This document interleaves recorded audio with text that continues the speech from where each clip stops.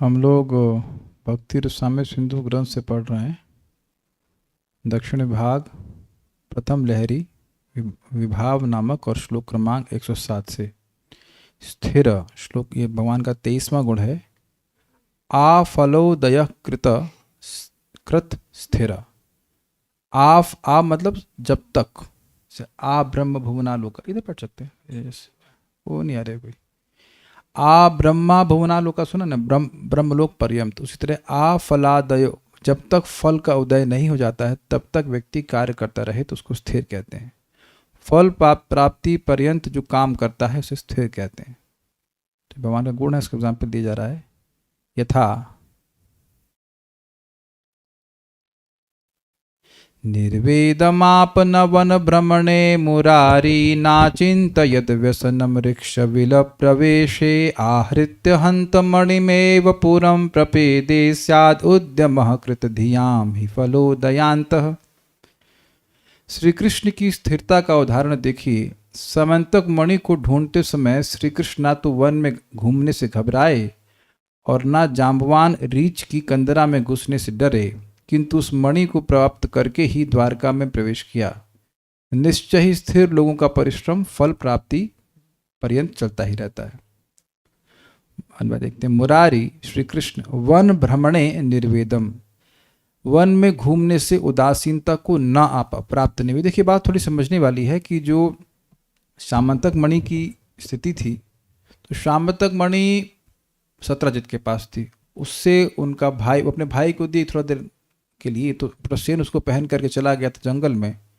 जंगल में उसको एक सिंह ने मार दिया था। फिर सिंह को ऋक्षराज जाम्बवान ने मार दिया था और उस मणि को अपने पास रख लिया था। तो अब इधर इसने आरोप लगा दिया, sit like this, that's better, थोड़ा और, हाँ। तो ये अच्छा, ये दवा देनी आपको, बना के बैठ जाइए। तो इन्होंने, सत्राजित ने भगवान पे आरोप लगा दिया कि इन्होंने मेरे भाई को मार करके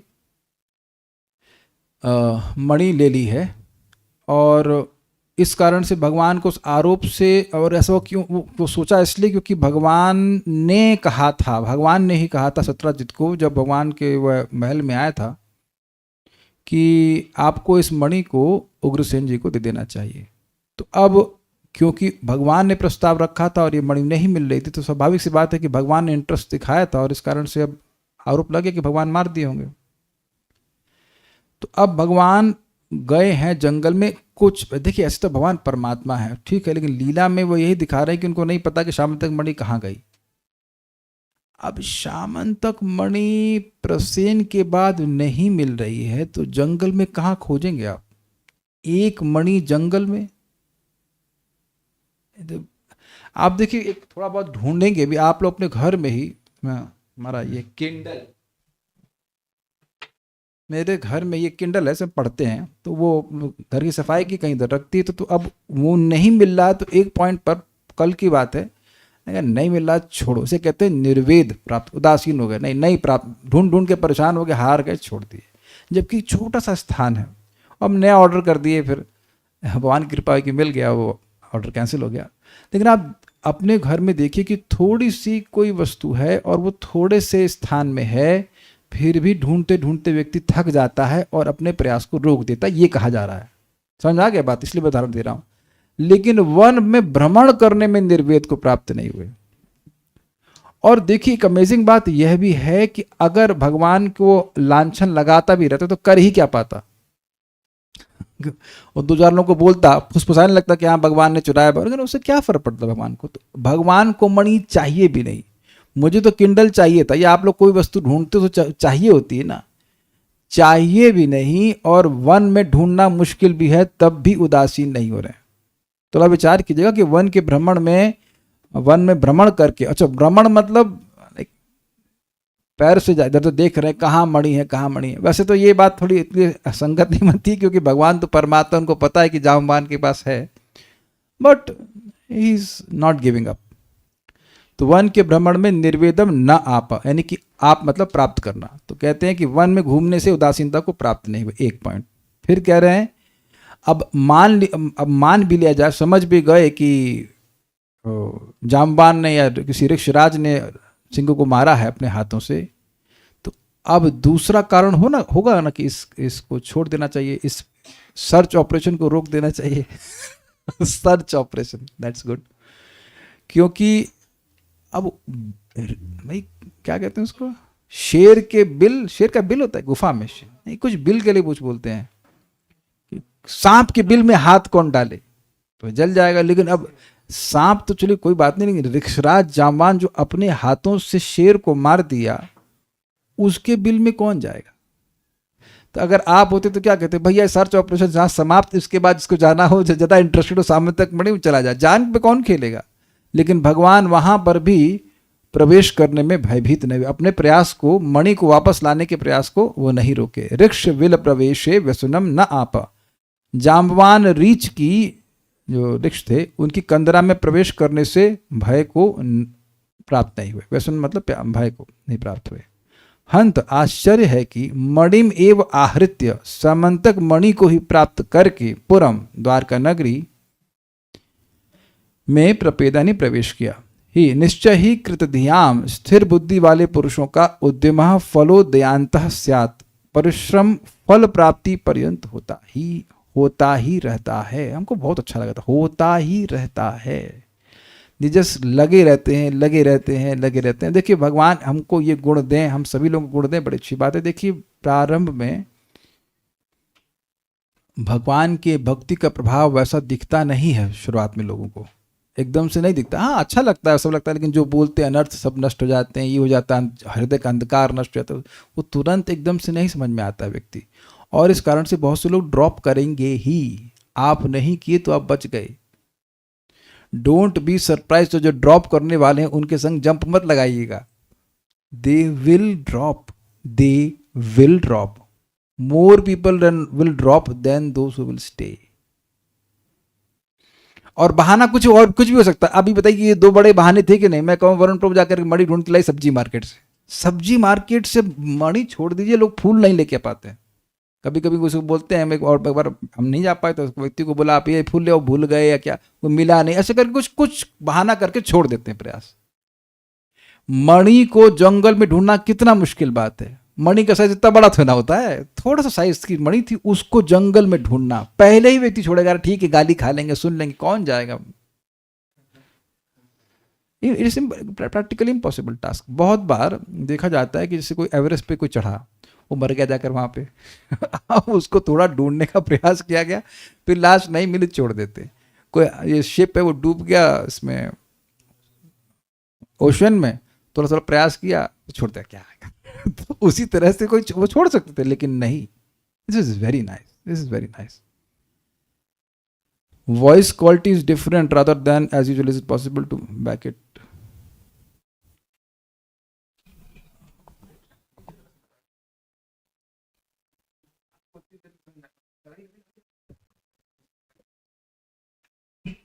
थोड़ा दूर कर दीजिएगा उसको, माइक को ऐसे स्पीकर से थोड़ा दूर रखिएगा।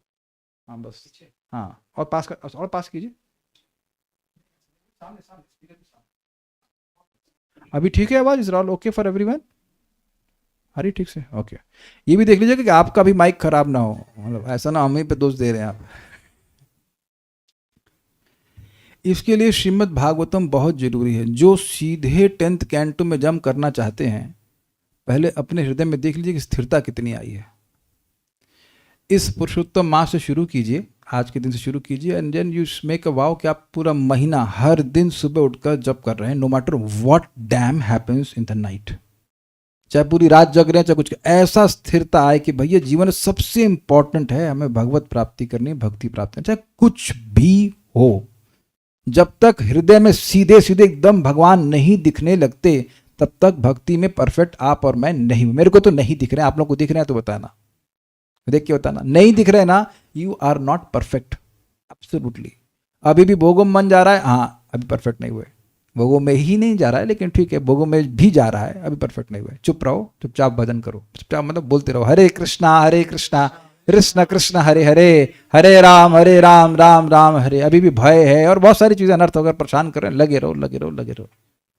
ये भगवान का बहुत सुंदर गुण। आपको पता होना चाहिए कि अभी जब तक 50 नंबर नहीं आएगा, तब तक आप ये नहीं कह सकते कि ये गुण तो केवल भगवान में ही है, मेरे में हो ही नहीं सकता।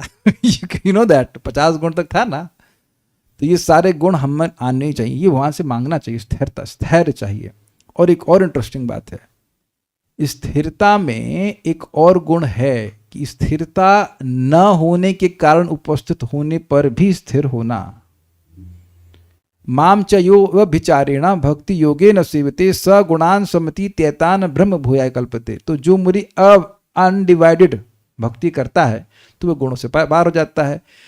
तो व्याभिचार करने के, व्याभिचार मतलब डेविएट, अनडेविएटिंग मतलब डेविएट होने के कारण उपस्थित होने पर भी जो डेविएट ना हो उसको स्ट्रांग कहा जाएगा। जैसे दीवार वर्ष स्ट्रांग है क्योंकि उसमें हवा कभी लगी नहीं, खूब जोर की आंधी आई तूफान आया फिर भी नहीं हिली, तब उसको कहेंगे स्ट्रांग।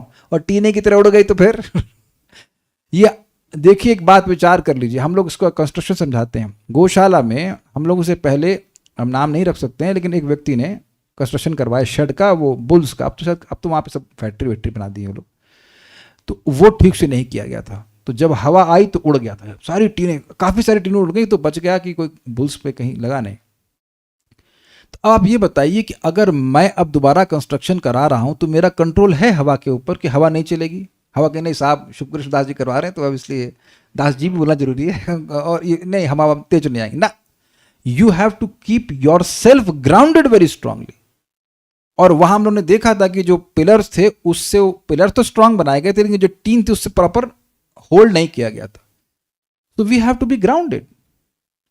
भगवान के भक्त चरणों को पकड़े रहेंगे तो स्थिरता रहेगी, स्थिरता रहेगी तो सारे सारे अनर्थ, सारे कष्ट, सारी परेशानियां सब समाप्त हो जाएंगी।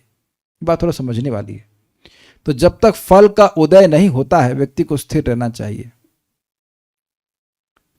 निर्वेदम आप न वन भ्रमणे मुरारी। भगवान मुरारी जो मुर नामक दैत्य को मारने वाले हैं, उन्होंने वन भ्रमण में निर्वेद को नहीं प्राप्त किया।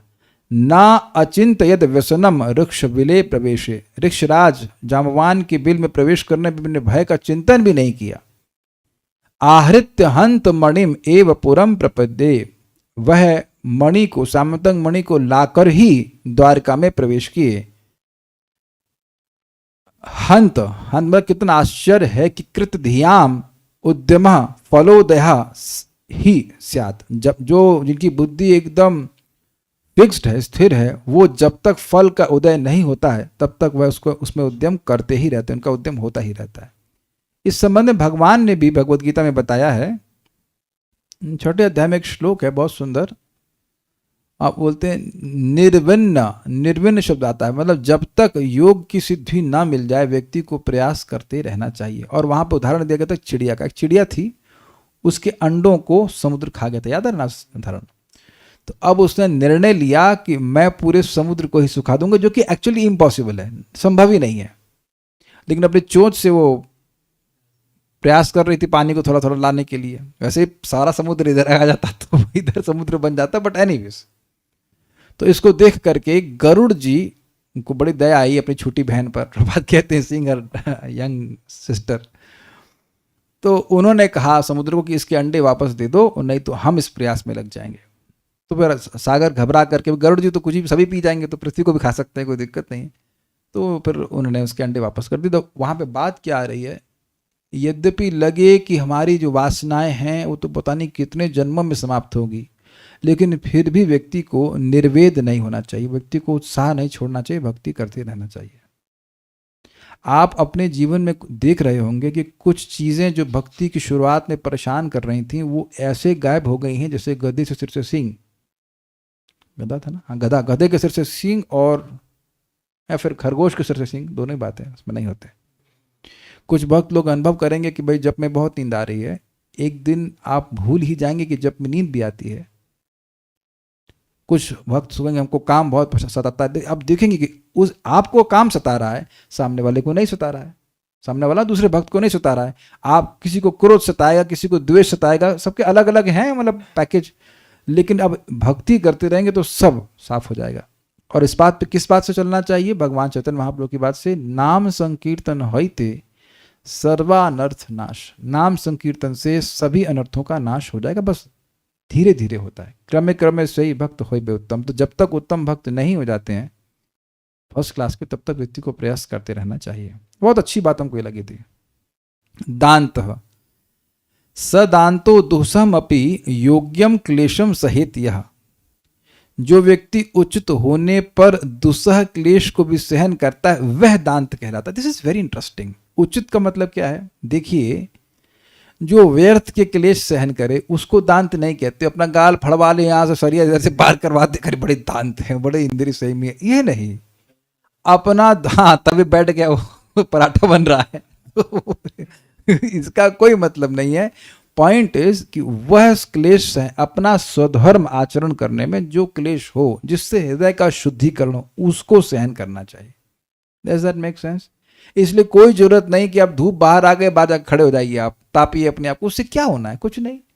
जो कठिनाई नाम जप करने में आ रही है, कथा सुनने में आ रही है, और किसी भक्ति की कोई कार्य करने में आपको जो भी कठिनाई है उसको सहन करना चाहिए। वो करना ही है, वो हमारे लिए आवश्यक है। बहुत अच्छी बातें आप बोली जा रही है। यह जो व्यक्ति योग्यम उचित होने पर दुस्सहम क्लेशम अपि सहित, कठिनाई से सहन किए जाने वाले कष्ट को भी सहन करता है, वह दांत कहलाता है। बहुत अच्छा। यह था भगवान श्री कृष्ण कैसे अपने गुरु जी के आश्रम में क्लेश सहन किए, जबकि क्योंकि भाई शिष्य को तो गुरु के अंतर्गत रहता, तो वहाँ एसी रूम तो होता नहीं है, तो वहाँ कैसे रह के भगवान ने क्लेश सहन किया, ये बड़ा आश्चर्यजनक है। गुरुमपि गुरुवास क्लेशमव्याज भक्त्या हरिरजगणदन्तः कोमलांगोऽपि नायम् प्रकृतिरति दुरूहा हन्त लोकोत्तराणां किमपि मनसि चित्रं चिन्त्यमाना तनोति। श्री कृष्ण के दांत होने का उदाहरण कहते हैं। श्री कृष्ण ने कोमलांग होते हुए भी श्री गुरु की निष्कपट भक्ति के कारण गुरुकुल सांदीपनी मुनि के घर रहने के महान क्लेश को कुछ भी नहीं गिना। लोकोत्तर यानी जो लोक से श्रेष्ठ व्यक्ति हैं, उन व्यक्तियों का स्वभाव साधारण लोगों की समझ में कठिनाई से आता है, अतः विचार करने पर मन में कुछ अपूर्व आश्चर्य पैदा करता है। ये कुछ समझे बात ये है कि श्री कृष्ण, पहली बात तो देखिए, बहुत कोमल अंग वाले हैं। दूसरा, स्वरूपता भगवान है, उनको किसी से कोई ज्ञान लेने की जरूरत ही नहीं है। तो वस्तुतः एक ब्रह्मचारी को गुरु के आश्रम में रहना होता है। और उस पर एक बड़ी सुंदर कथा है उपमन्यु की, अगर आपने महाभारत में पढ़ी हो तो जब तक गुरु जी नहीं बोलते तब तक व्यक्ति खा नहीं सकता है, और अगर गुरु जी भूल जाए तो वो भूखा रहेगा। अब कहीं इस्कॉन वृंदावन की बात नहीं कर रहा हूँ, इस्कॉन के किसी मंदिर में कोई ब्रह्मचारी है, या हम कभी ब्रह्मचारी रहे? तो नहीं रहे। तो हम खाली दंभ कर रहे थे कि ब्रह्मचारी रहे, कुछ नहीं। भूखा रहना बहुत बड़ी तपस्या होती है कि नहीं? तो इस प्रकार से अब भूखा रहकर भी, और सेवा सब चल रही है, लेकिन जब तक गुरु जी ना कहें कि खा लो तब तक नहीं खा सकते। गोविंदा रेस्टोरेंट में खाने वाला ब्रह्मचारी कितना ब्रह्मचारी हो तो हम नहीं कह सकते, लेकिन ये बिल्कुल सत्य नहीं है। इस प्रकार से इंद्रिय संयम करना पड़ता है। और आप जानते हैं इसमें एक बहुत सुंदर कथा आप जानते हैं। सुदामा और श्री कृष्ण, भगवान अपने गुरु जी के लिए लकड़ी लेने के लिए गए, तो वहाँ बहुत वर्षा हुई, तो वो लौट नहीं पाए, तो पूरी रात बीत गई। गुरु जी बड़े परेशान। अगले दिन सुबह वो दोनों पेड़ पे चढ़े हुए हैं, बारिश हो रही। अगले दिन सुबह गुरु जी जाते हैं, वो अपने शिष्यों को लेकर चिंतित हो जाते, श्री कृष्ण कहाँ गए? तो फिर उनको मिलते, तो वो बड़े प्रसन्न होते हैं कि कैसे मेरी सेवा के लिए तुमने इतना कष्ट सहन किया। तो ये बड़ी सुंदर बात है। भिक्षा मांगना, अब बताइए, जो लक्ष्मीपति हैं वो भिक्षा मांग रहे हैं गुरु जी के लिए, और बहुत प्रकार की सारी तपस्या करी। तो ये बहुत आश्चर्य है। आश्चर्य इस बात का है कि यद्यपि भगवान को जरूरत नहीं है, लेकिन भेजा गया है, और गुरु एक परिपाटी भी स्थापित कर रहे हैं कि गुरु के पास जा करके बड़े उद्यम करना चाहिए, प्रयास करना चाहिए, तपस्या का जीवन जीना चाहिए। तो भगवान ऐसा कर रहे हैं। ये बड़ी अद्भुत बात है। तो ये भगवान की दांतता दिखा रही है। क्यों? वह प्रश्न है कि भाई ये योग्य क्यों था? क्योंकि किसी भी शिष्य को सेवा करनी होती तब उसको विद्या प्राप्त होती है, तो इसलिए वह उस दुस्सह क्लेश को सहन किए, क्योंकि जरूरत होती है उसकी। देखिए, एक बात हम आवाज स्पष्ट बोल दे रहे हैं, विद्यार्थी को बहुत प्रयास करना पड़ता है तब विद्या समझ में आती है। कोई कहे कि वह एक कैसे बोलूँगा, एक इजी गो इजी लाइफ जिएगा और कोई भी विद्या मिलेगी तो आज तक मिली नहीं। आप बता दो कि कोई विद्या आपने प्राप्त करी हो, कुछ भी हो, हिंदी हो, संस्कृत हो, कुछ सीखा हो, तो उसमें आपका कितना प्रयास रहा है पहले ये बताइए। उससे पहले तो इच्छा रही है। अगर इच्छा ही ना हो तो वो प्रयास ही नहीं करेगा। विद्या ऐसे नहीं आती, कोई भी विद्या हो, आपका खुद का एफर्ट नहीं है तो कुछ नहीं मिलता। वो कितना भी अच्छा टीचर हो, पढ़ा करके वही डाक के 3 पात। तो ब्रह्म विद्या की तो बात ही कहती है। हम डिस्करेज नहीं कर रहे हैं, कि आपको सिद्धांत बता रहे हैं। टीचर का काम केवल 25% पढ़ा के चला गया वो। मैं जानता हूं कि मैं आईआईटी में एक बहुत टफ कोर्स से कहते हैं फ्लूइड मैकेनिक्स, उसमें अच्छे अच्छे लोगों के डी लग जाते थे, लगे भी थे। जिनके नॉर्मली इस सब्जेक्ट में ए आते थे उनका डी लगा था। और अब मैंने पिछले वाले सेमेस्टर में खराब हो गया था मेरा केमिस्ट्री, जब से इजी था उसमें डी लग, मेरा फेल हो गया था। मैं पढ़ते नहीं थे, प्रयास ही नहीं कर रहे थे विद्या प्राप्त करने की। तो गुस्सा आ गया था। हमने कहा यार अब फर्स्ट ईयर तो खराब किया मैंने, पढ़ाई नहीं करा, मन ही नहीं करता था पढ़ने का। अभी हम दिखाएंगे कि हम पढ़ सकते हैं, आई कैन डू गुड। और पहले जाके बैठता था, पढ़ के आता था, वॉज वेरी एक्टिव। और थोड़ी साधना भी मैंने कम कर दी थी। मैंने कहा नहीं, पढ़ाई करके दिखाएंगे, हम बेवकूफ़ नहीं है, आई एम नॉट स्टूपिड, ऐसा अहंकार आता है नहीं, स्टूपिड नहीं है। ए ला के दिखाया मैंने उसमें। और मैं सर को बोला, सर कैसा क्या लगे? कहते हैं for a sincere student like you. He was so happy, blessing दे रहा था, यू डिजर्व ए। वहाँ आईआईटी में इतना है कि अगर टीचर चाहेगा आपका डी लग रहा हो तो भी ए दे सकता है, बट मेरा डी नहीं लग रहा था, बस गुड इन दैट। तो मैंने महसूस किया कि जब हमारी इच्छा होती है विद्या प्राप्त करने की, तब हम प्रयास करते हैं। नहीं तो केमिस्ट्री में फेल हो गए थे, मन ही नहीं करता था पढ़ना। केमिस्ट्री हमको आज भी बहुत खराब लगती। इट वॉज जस्ट सब लोग के ए लग गए उसमें, मेरा फेल हो गया। पढ़ा ही नहीं, हारमोनियम बजा रहे बैठ कर। एनी कुछ तो काम आए हारमोनियम। बट वो point is you have to क्लेश लेना पड़ता है। कोई कहे हमारा मन नहीं करता है, हमारे पास टाइम नहीं है, तो फिर तुम्हारे पास विद्या भी नहीं धारण होने वाली है। सिंपल सी बात है। चाहे वो भक्ति हो, चाहे कुछ भी विद्या हो, you have to put efforts. और उसके लिए जो योग्य क्लेश हो स्वीकार कीजिए, बाकी धूप में जाकर बैठने की कोई जरूरत नहीं है। अयम हरि, यह श्री कृष्ण कोमलांगपि, कोमल अंगों वाले होते हुए भी अव्याज भक्त्या, व्याज वाली मतलब, व्याज मतलब कपट, और अव्याज निर्व्याज मतलब निष्कपट, श्री गुरु की निष्कपट भक्ति के कारण गुरुम यानी अत्यंत भारी, समझते हैं गुरु मतलब भारी होता है, गुरुवास क्लेशम, गुरु ग्रह निवास के कष्ट को भी अंतः न अगणत, हृदय में नहीं गिना, अर्थात कष्ट नहीं समझा। बहुत अच्छी बात है। भगवान गुरु को संतुष्ट करने की इच्छा थी, इसलिए गुरु के घर में रहना बहुत बड़ा क्लेश है। देखिए, एक हम अनुभव ही किए हैं, आप लोग नहीं किए होंगे कि घर में तो पूछ लिया जाता है कि आज क्या बनना है। मंदिर में कोई नहीं पूछता, पूछने की कोई मतलब ही नहीं, जो बना है वो खाओ, और नहीं भी खाओगे तो किसी को प्रॉब्लम नहीं है।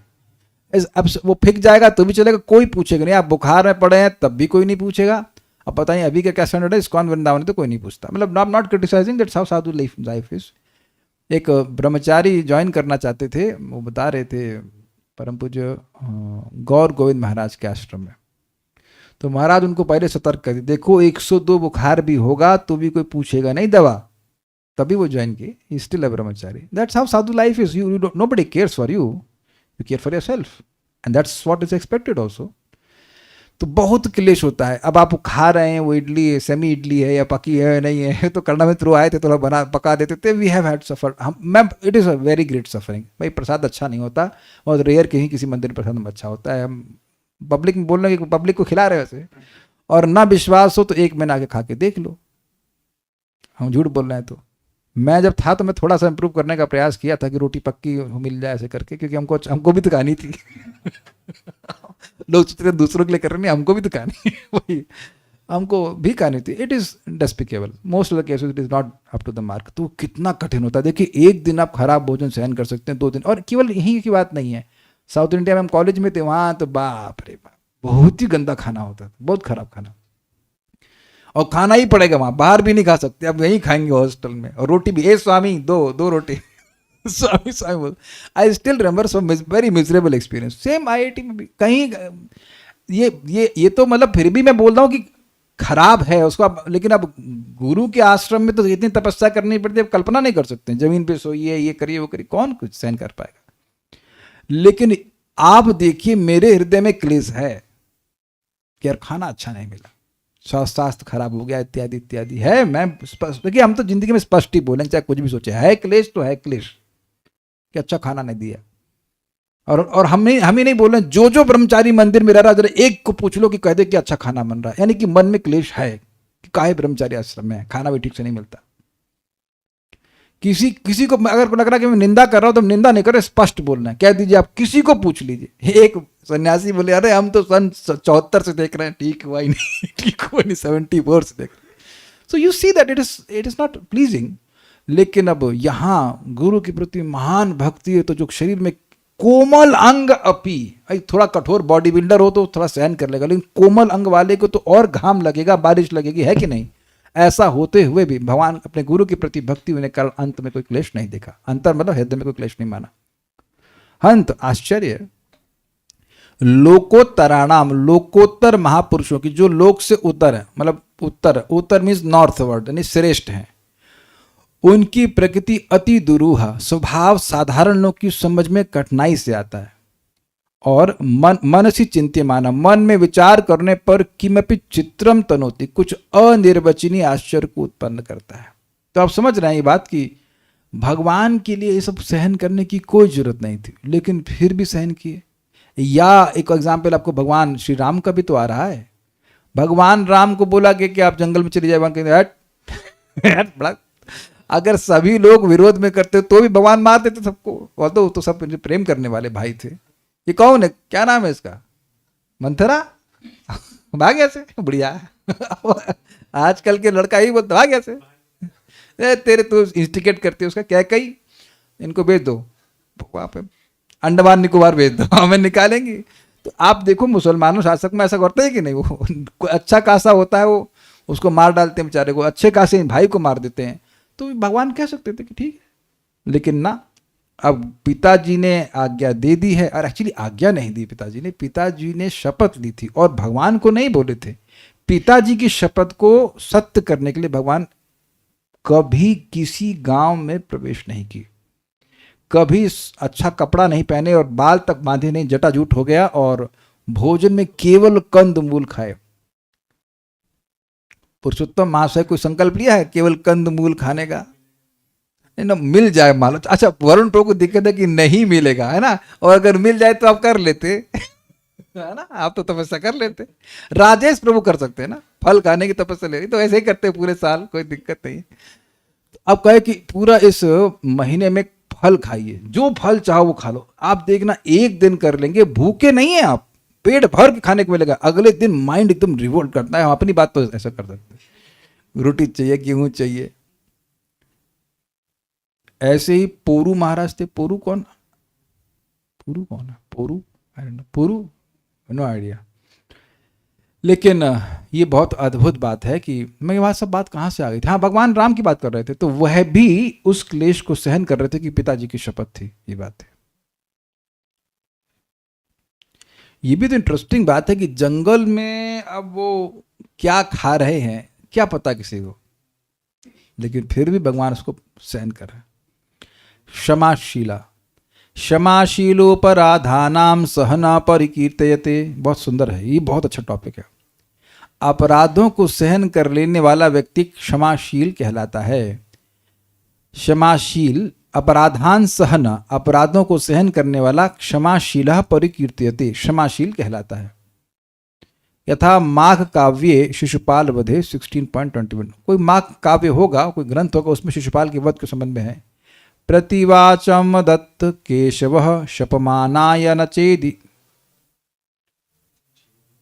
प्रतिवाचम दत्त केशवः शपमान, नहीं आ नहीं रहा, प्रतिवाचम अदत्त केशवः, एक मिनट,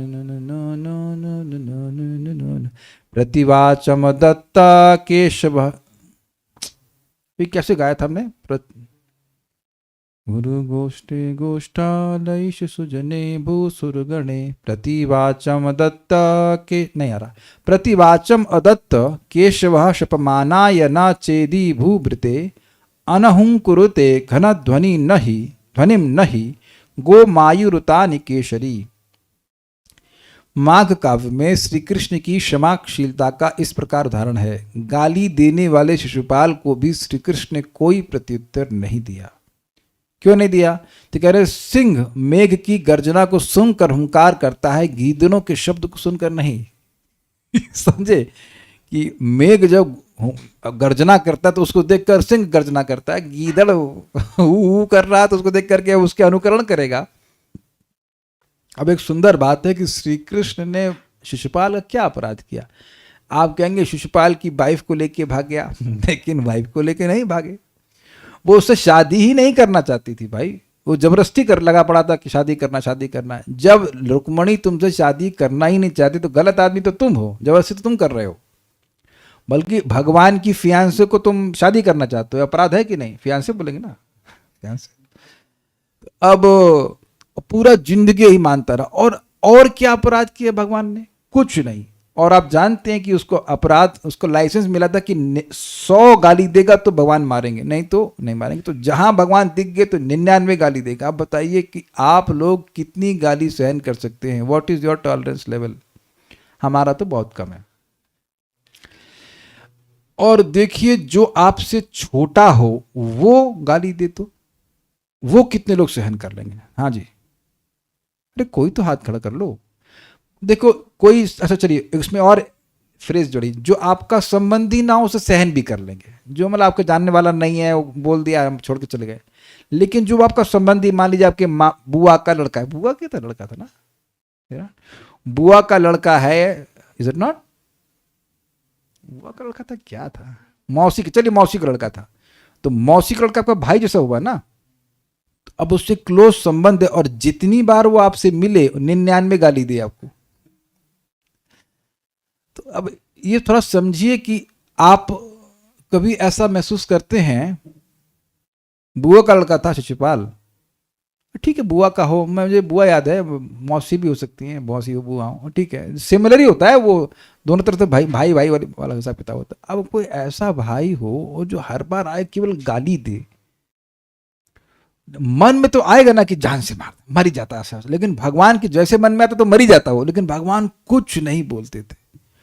और ये भी अपने वचन से बांधे हुए थे अपने आप को कि गिन ही लेते होंगे वो कि कितनी गाली दिया है। तो हाँ, वो भी पब्लिक में भी गाली देता था, लेकिन भगवान नहीं मारते थे, नहीं मार रहे, क्षमा कर रहे, क्योंकि वचन दे दिए थे इस तरह से।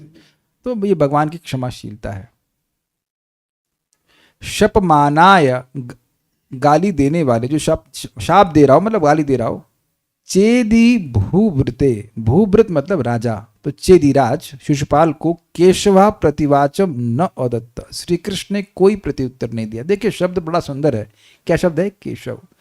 जो क अर्थात ब्रह्मा जी और ईश अर्थात शिव जी को भी नियमन में करने वाले, ये उनका सामर्थ्य था, फिर भी वह कुछ नहीं बोल रहे। ही क्यों नहीं दिया? निश्चय ही केशरी घन ध्वनि, सिंह मेघ की गर्जना का अनहुंकरते, अनुकरण हुंकार से करता है। गोमायुरतानि न, गीदड़ों के शब्द को नहीं करता है, तो ये तो स्पष्ट है। अब एक इंटरेस्टिंग बात है यहां पर, बड़ी मजेदार बात है। क्षमाशीलता का एक पॉइंट है कि सहन कर लिया, लेकिन सहन करने के बाद क्या किया वो पॉइंट छूट रहा है। तो उसको श्रीपाद यमुनाचार्य के स्त्रोत से कहते हैं कि न सिर्फ क्षमा किया अपितु उसका उपकार भी किया। ये बड़ी इंटरेस्टिंग बात है। और यहाँ भगवान राम और भगवान कृष्ण दोनों का उदाहरण दिया जा रहा है, दोनों पे ही घटित होगा। यथा वा यामुनाचार्य स्त्रोते रघुवर यद भूस्त्वं तादृशो वायसस्य प्रणत इति दयालुर यच्चत्यद्यस्य कृष्ण प्रतिभवमपरार्धुर मुग्ध सायुज्य दो भू वद किम पदमागस्तस्य तेस्ति क्षमायाः। अनुवाद, यामुनाचार्य स्त्रोत में कहा गया है, हे रघुवर, श्री राम अवतार में अपने शरणागत हुए उस कौवे जयंत के प्रति आप दयालु बन गए, और फिर श्री कृष्ण रूप में आप शिशुपाल को, जो प्रतिजन्म का अपराधी था, आपने सुंदर सायुज मुक्ति प्रदान कर दी। फिर आप ही बतलाइए ऐसा कौन सा अपराध है जिसे आप क्षमा नहीं कर सकते? वेरी नाइस श्लोक, वेरी नाइस श्लोक। जो मैंने सुना है, आप लोग उसमें कुछ त्रुटि हो तो बताइएगा। भगवान राम भगवान श्री माता सीता के साथ है, तो एक जयंत जो कि इंद्र का बेटा है, वो कौवे में आकर, कौवे के रूप में आकर माता सीता पर अटैक करता है, और उनको खून भी निकल जाता है। तो अब भगवान राम ब्रह्मास्त्र निकाल देते हैं और उसको मारने के लिए छोड़ देते हैं। तो अब ब्रह्मास्त्र उसके पीछे पीछे जा पूरे ब्रह्मांड में घूमने लगा। वो कौवा कौवा था नहीं, वो एक्चुअली इंद्र का बेटा जयंत था। बाद में आकर के वह भगवान श्री राम के चरण में गिर जाता है तो भगवान उसको माफ कर देते, जान से नहीं मारते लेकिन एक आंख निकाल देते। इसलिए आज भी जो कौवे वो एक ही आंख से देखते हैं। ऐसा आप लोग नहीं स्वीकार करेंगे, लेकिन बात है कि उसकी यद्यपि दोनों आंखें दिखती हैं लेकिन एक बार में एक ही एक्टिव होती है। हैं? हाँ, तो इधर देखेगा उधर देखेगा ऐसे। तो ये मतलब था, लेकिन फिर भी जान से उन्हें नहीं मारा। और शिशुपाल के बारे में बड़ा सुंदर कह रहे हैं। देखिए, शिशुपाल 3 जन्म का अपराधी था कि नहीं?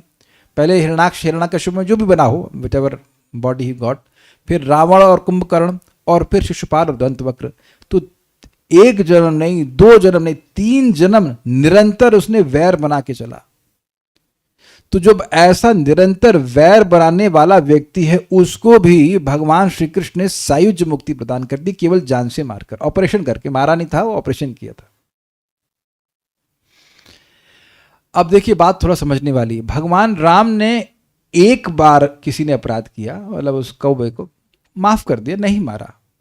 लेकिन भगवान श्री कृष्ण अलग नहीं है, लेकिन उनका मूड और इतनी औदार्यता है कि अब 3 जन्म जिसने अपराध किया, 3 जन्म और कोई काम ही नहीं है केवल अपराध करना भगवान के प्रति, और उसने माफी भी नहीं मांगी। शिशुपाल ने माफी मांगी? नहीं मांगी।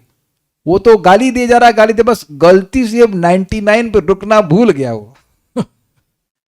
आप स्वीकार है ना, शिशुपाल तो किसी को माफी नहीं, भगवान से माफी नहीं मांग रहा था, बोले जा रहा है। उसका क्रोध इतना बढ़ गया कि वो काउंट भूल गया।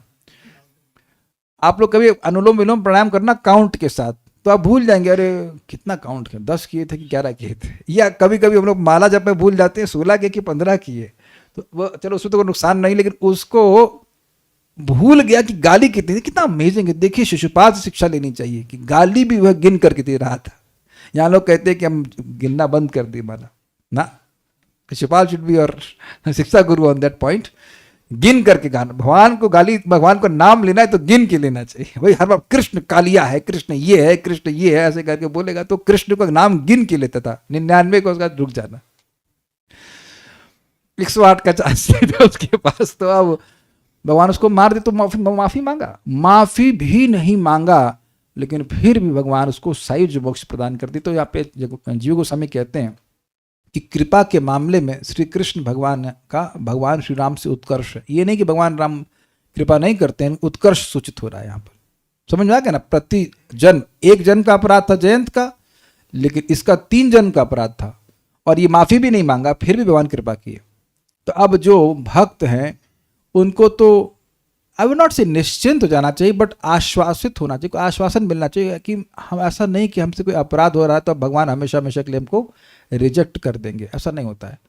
अपने को सुधारने का प्रयास करना चाहिए। ऐसा नहीं कि हम जानबूझ के अपराध करें, बट पॉइंट आप समझ ही रहे हैं कि ऐसा नहीं कि हमसे ऐसी गलती हो गई कि भगवान हमको रिजेक्ट कर देंगे, हम भक्ति कभी कर ही नहीं सकते, इत्यादि इत्यादि इत्यादि। हे रघुवर, हे रघुकुल श्रेष्ठ, यानी भगवान राम को बोल रहे हैं, त्वम यत वायसस्य, आप जो कौवे जयंत के प्रणत इति शरणागत होने पर दयालु अभु, दयालु बन गए। यच्च, और जो तादृश वैसे ही कृष्ण, श्री कृष्ण रूप में, दोनों एक ही हैं, प्रतिभवम अपराधु, भव मतलब होना यानी जन्म होना, और प्रति मतलब हर जन्म में, प्रत्येक जन्म में अपराध करने वाले, इस ब्रह्मांड में आते ही वह भगवान का अपराध करने लगा और कोई काम ही नहीं किया है। आप जानते हैं जय विजय बने थे हिरण्यकश्यप हिरण्याक्ष, 3 जन्म मिले और तीनों जन्म लिए ही अपराध करने के लिए। This is very interesting, very, जन्म पैदा होते ही अपराध कर रहे हैं बस। शिशुपाल पैदा होते ही गधे की तरह देखने लगा और जब बोलना सीखा तो गाली देना सीखा। प्रत्येक जन्म में अपराध करने वाले मुग्ध, मुग्ध नमला ज्ञानी, जो भगवान की महिमा को नहीं समझ पा रहा था, चैद्यस्य सायुज्य अभु, शिशुपाल को सायुज्य मुक्ति देने वाले हुए। वद, अब आप ही बतलाइए, भगवान श्री कृष्ण को संबोधित कर रहे हैं कि आप ही बतलाइए, ते क्षमाया, आपकी क्षमा के लिए, आपकी टॉलरेंस के लिए, तस्य किम आघा अपदम अस्ति, उन आपका क्या कोई अपराध है जिसे स्थान प्राप्त नहीं है? ये कुछ समझे बात, ये लैंग्वेज बड़ी मजेदार है। क्या भगवान मान लो क्षमा दे रहे हो, अच्छा ये अपराध क्षमा, वो अपराध क्षमा, ये अपराध क्षमा, तो क्या कोई ऐसा अपराध है जिसको लाइन से बाहर कर दिया जाए? पद मतलब स्थान, अपद मतलब न स्थान, तो क्या क्या ऐसा कोई अपराध है जिसको भगवान क्षमा ना कर सके? ये बात यहां पे है। भगवान करते हैं क्षमा, तो आप कहेंगे अरे वैष्णव अपराध को क्षमा नहीं करते हैं। हाँ ठीक है, लेकिन उसको ठीक करने का मौका मिलता है, वो ठीक करने का मौका मिलता है। आप भजन कर रहे हैं और भजन में अब कुछ रस समाप्त हो रहा है, तो व्यक्ति थोड़ा विवेकी होता, समझ आता कोई गलती हो रही है, भक्तों के प्रति कोई अपराध हो रहा है, ठीक करते हैं भगवान। ऐसा नहीं कि छोड़ दे रहे हैं। दुर्वासा को छोड़ दिए क्या? ठीक है दुर्वासा जले, लेकिन अब जिंदगी भर के लिए सीख गए कि नहीं कि भक्तों से पंगा नहीं करना। इसीलिए दोबारा वो क्या, हाँ, जब दोबारा वो पांडवों को परेशान किए थे on the instigation of Duryodhan, तब वो जब क्या था, हाँ, जब वो उनको वो कहे कि मैं खाना खाने के लिए आऊँगा, कहाँ आइए, और वो द्रौपदी खाना, वो क्या था, वो अक्षय पात्र भोजन कर चुकी थी, अब अक्षय पात्र कुछ भोजन नहीं दे पाता। तो दुर्वासा मुनि इधर नहा रहे, नहाते नहाते उनको भूख लग रही है, अपना लौटने का प्लान था उनका। इतने में भगवान श्री कृष्ण पहुँच गए, द्रौपदी परेशान की अब कैसे खाना मिलेगा, हजारों 10,000 शिष्य लेके आए थे दुर्वासा, और नहीं होता तो उनको शाप मिल जाता। तो भगवान ने कुछ है, भूखा हूँ दे दीजिए कुछ, तो एक दाना या एक शाक का पत्ता था, वो भगवान खाए और संतुष्ट हो गया। और भगवान संतुष्ट हो गए तो अब सारे जितने भी ऋषि मुनि हैं वो सब पेट उनका एकदम भर गया, और कह रहे भाई, और फिर भगवान देखो क्या कहते हैं, जाओ भीम बुला के लेके आओ। अरे भाई देखो उन लोगों को विश्वास कितना है, इधर कुछ खाने के लिए नहीं, उधर दुर्वासा ने पार्टी है, दुर्वासा तो कितना क्रोधित हो जाते, और भगवान कह रहे जाओ बुला के लेके आओ। और जब बुलाने भीम गए तो वो भागे वहां से कि भाई अब इधर भक्तों का अपराध हो गया, तो पिछली बार हम भक्तों का अपराध किए थे तो बहुत फजीयत हुई थी, इस बार तो भक्तों का अपराध नहीं करना है। So he learned a lesson, and also उसके द्वारा बहुत से भक्तों को शिक्षा प्राप्त हो गई कि वैष्णव का अपराध नहीं करना चाहिए। बट फिर भी भगवान के चरणों में कोई अपराध किया है तो भगवान से माफी मांगता है और अपने को इंप्रूव करने का प्रयास करता है, ही गेट्स फॉरगिवन। दुर्गम संगमनी टीका। पूर्व श्लोक में शिशुपाल की समस्त अवज्ञाओं और अपराधों का वर्णन हुआ।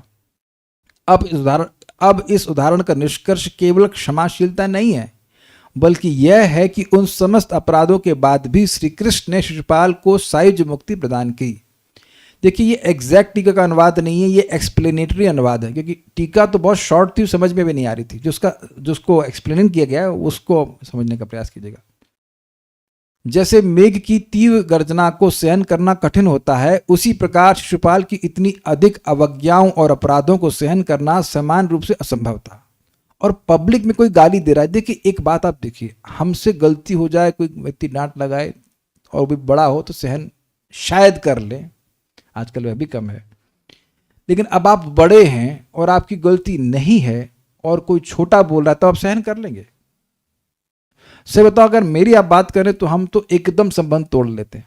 अगर छोटा हमें कोई उल्टा बोलता है, अभी मेरी अवस्था नहीं है कि हम सहन कर लें। मेरी कोई गलती है, उसको त्रुटि को कोई बोले हाँ प्रभु जी यहाँ गलती तो कोई, उसको तो कोई दिक्कत नहीं है, लेकिन कोई समझ रहे हैं आप मेरी बात? I mean at least my tolerance level on that point is 0, कि अब ये फेमिलैरिटी ब्रीड्स क्या होता है, कंटेम्प्ट ना, उस जोन में चला गया। अब ये इससे दूर रहना ही ठीक है, ये दूर रहे, हम भी दूर रहे, एंड इट डजंट मैटर कि कौन सा रिलेशनशिप है, हम काट लेते हैं उसको। एटलीस्ट हम स्पष्ट बोल दे रहे भाई, हम बदतमीजी हमसे नहीं सहन होती। लेकिन भगवान के सामने कितनी बदतमीजी की, भगवान से अधिक भी कोई सम्मान नहीं है। अच्छा हम ही ऐसे हैं कि आप लोग भी ऐसे हैं? कोई छोटा आपसे बदतमीजी करे सहन कर लेते हैं आप लोग? नहीं कर पाते हैं। वरुण प्रभु हाथ में, गुड। राजेश प्रभु आप सहन कर लेते ना? गुड। तो हम ऐसा, आप लोग साइंटिस्ट प्रभु आप कैसे हैं इस मामले में? आप सहन कर लेते हैं चलता है, कोई प्रॉब्लम। अच्छा आप लोग से कितने लोग सहन कर लेते हैं? मैं कैसे ऐसा होगा कि सहन नहीं कर लेते होंगे, सहन करना पड़ता होगा कोई ऑप्शन नहीं, बच्चे खून पीते होंगे, ठीक है बोल ओके फाइन। तो ये चीज नहीं सहन होती है। तो अब शिशुपाल की कोई दम नहीं, भगवान मसल देते 1 मिनट में, लेकिन बोले जा रहा है भगवान सहन कर रहे हैं, तो ये इनकी क्षमाशीलता है। अतः यहाँ केवल क्षमा नहीं बल्कि असह्य अपराधों के बाद भी मुक्ति प्रदान करना यही निष्कर्ष है। मतलब is not simply tolerance, tolerance के साथ साथ फिर कल्याण करने की भावना भी होनी चाहिए। प्रतिभवम अपराधो अर्थात शिशुपाल ने अनेक जन्मों तक अपराध किया, मतलब साधना अच्छी थी इसकी अपराध करने की, पिछले जन्म से संस्कार, पूर्व संस्कार बस चल रहा था उसका। राम, कुछ और पॉइंट, राम ने, भगवान श्री राम ने कौवे को एक जन्म के अपराध पर क्षमा किया। कृष्ण भगवान ने शिशुपाल को अनेक जन्मों के अनेक अपराधों के बाद भी सायुज्य मुक्ति दी। अनेक का अर्थ यहां पर 3 है, एक से अधिक। इसलिए श्री कृष्ण भगवान राम से भी उत्कृष्ट सिद्ध होते हैं, कृपा की दृष्टि से, तत्व की दृष्टि से नहीं, क्योंकि उनकी क्षमा और करुणा की सीमा राम से भी परे है, भगवान श्री राम से परे है। कोई प्रश्न किसी पे है? कोई बड़ा छोटा तोड़ी होता है, सब आत्मा ही है। अच्छा, गाली दूं आपको? आपका कमेंट तो हम अभी बिना नाम लिए पढ़ रहे हैं, अगर हम नाम लेकर के पढ़ देंगे तो आप कितनी आत्मा रहेंगी ये हमको संदेह, शायद क्लास में आइबे नहीं करेंगे। तो इसलिए जरा हमको इंस्टिगेट मत कीजिए आपको टेस्ट करने के लिए। Tolerance is a very difficult quality. Once बहुत, इस पर बहुत अच्छी बात बोलूंगा, श्रील प्रभुपाद कृष्ण भक्त में बताते हैं, one's greatness must be measured by his ability to tolerate provoking situations. व्यक्ति की महानता को उससे सूचित आंकना चाहिए कि वह, अरे समझ गए आप, हम हिंदी बोरियत हो जाएगी, मतलब किसी को कोई पिंच कर रहा है, कोई पिन कर रहा है, तब भी सहन कर ले। तो अब कहेंगे तो आप सहन नहीं कर पाते, तो हमने कभी कहा कि महान है? क्या हम लिखे शुभ कृष्ण दास महान? हम महान नहीं है, महान बनने का प्रयास कर रहे हैं। Difficult to tolerate. और एक और बात है कि टॉलरेट तो कर लिया, चुप रह गए आप, ठीक है, लेकिन अब मन में आपके उस व्यक्ति का उपकार करने की भावना नहीं आएगी ना? आती है? नहीं आती है। क्या एक बोल रहे, आप तो बोले कि आप किसी को नहीं छोड़ते, हाँ, भगवान का नाम देने में और भक्ति देने में नहीं छोड़ते, यस। लेकिन जब कोई व्यक्ति बदतमीजी करता है तो हम समझ जाते हैं कि अभी छूटना चाहता है, देन आई कीप डिस्टेंस। जब उसकी बदतमीजी बंद हो जाती है, तुमने आ जाओ भाई वापस, कोई दिक्कत नहीं, लेकिन बदतमीजी भाई हम इसमें अभी तक चेंज नहीं हुए, मेरे लिए डिफिकल्ट है चेंज होना। कि देखिए बहुत सिंपल सी बात है, if the student is disrespectful then the relationship of student and teacher is finished. ये हो ही नहीं सकता, ये नहीं हो सकता है। आप अगर किसी के प्रति सम्मान नहीं हो तो उससे कोई ज्ञान ले सकते हैं? आज तक लिए हैं कभी? आप बताइए, कभी नहीं। वो हो सकता है बोले हिमालय नॉर्थ में, तो बोले आप स्वीकार कर लें, लेकिन आप नहीं। इवन मटीरियली स्पीकिंग, मान लीजिए मुझे योगा सीखना है, लाइक फॉर एग्जाम्पल मुझे कपालभाति सीखना है, तो वो टीचर अब चाहे कुछ भी हो, मॉरली कुछ भी हो, लेकिन योग के मामले में एक्सपर्ट है, then I in my mind I have respect, तब ना उसकी बात सुनेंगे। तो जो रेस्पेक्ट, बरोबर बिल्कुल स्पष्ट कहते हैं, अगर आपकी रेस्पेक्ट नहीं है, you don't hear from that person, क्योंकि आपको विश्वास ही नहीं है। कोई भक्त भी हैं, अगर मेरे मन में उनके प्रति सम्मान भावना नहीं हो, नहीं ठीक से बोल रहे हैं, तो मैं नहीं सुन सकता। तो ये बहुत सिंपल सी बात है। आप उसके लिए टीचर को ब्लेम मत कीजिए, पहले अपने आचरण को देखिए कि क्या कहीं मैं डिसरिस्पेक्टफुल हुआ हूं। एक भक्त हमको, स्टूडेंट थे हमारे, वो हमको ही ब्लॉक कर दिए। अब हम उनको जिंदगी भर के लिए ब्लॉक कर दिया। हमने कहा भाई तुम इतना, तुम्हारा दुस्साहस है कि तुम हमको ब्लॉक कर रहे हो, that means you have forgotten what whom you are dealing with. You are not dealing with your junior or anyone or equal.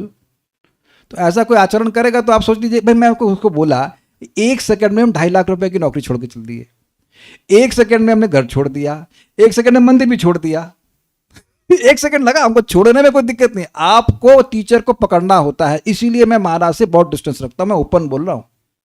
हमको बहुत पिछली बार प्रश्न किए, हमारे इतना गुस्सा हो गए, हम इतना डर लगता है हमको कि एक मेरे इसमें लाइफ लाइन, बिकॉज हमारे दीक्षा गुरु से तो हमारी कोई बातचीत ही नहीं होती।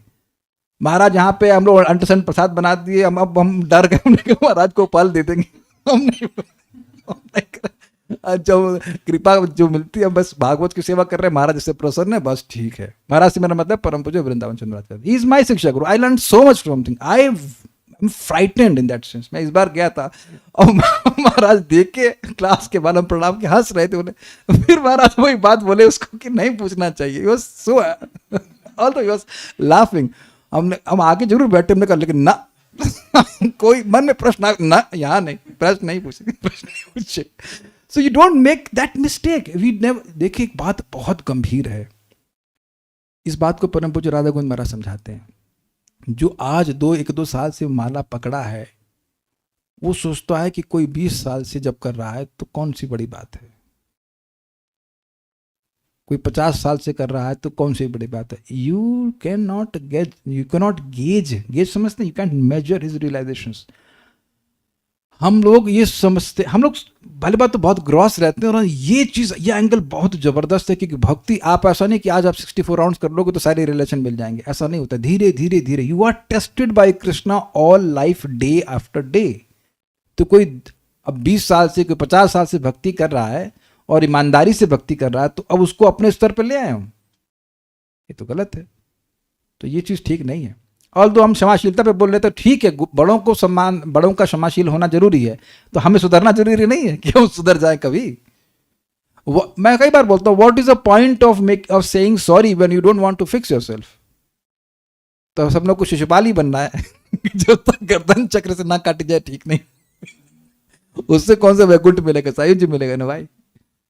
So on that point I stop. कुछ और कहना चाहते हैं? नहीं। क्या मेरे कोई आचरण से आपको बुरा लगा है तो बता दीजिए।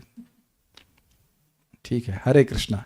श्रील प्रभुपाद की जय, शिष्य भक्ति स्वामी सिंधु की जय, निताई गौर प्रेमानंदे।